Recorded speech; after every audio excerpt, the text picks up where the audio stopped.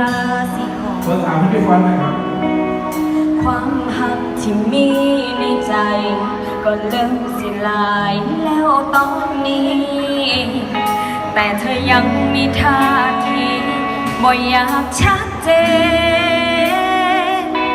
บ่กล้าเปิดโตไปใส่น้ำกันก็ยานคนเห็นเธอคือเป็น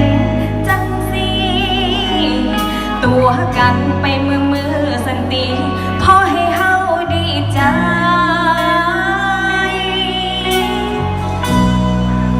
ก็เฮาแค่คนคุยเฮ็ดทุกอย่างก็คือแฟนแต่บ่มีสิทธิ์ควงแขนเปิดโตเป็นคนของใจก็เฮาแค่คนคุยเขาพอคนคุยไหมถูกใจเขาก็แค่เฮาไปเขาสิคุยกับเฮาโดนมาได้มันก็สำคัญบ่แม่นคนที่ฉันก็เป็นได้แค่คนคุย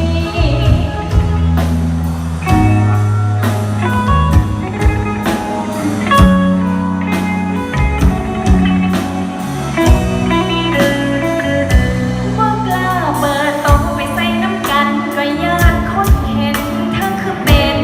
จังสีตัวกันไปมือสันติ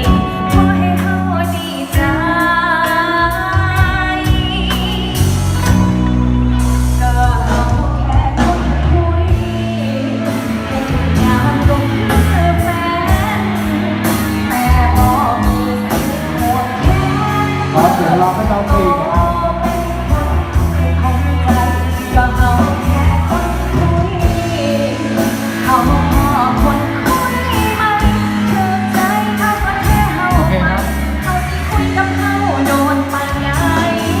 ฉันก็เป็นคนบ่แม่นคนที่ฉันจะเป็นได้แค่คนคุย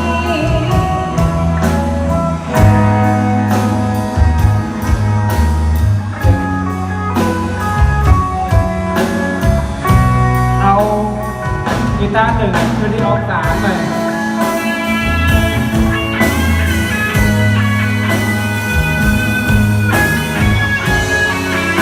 โอเคครับ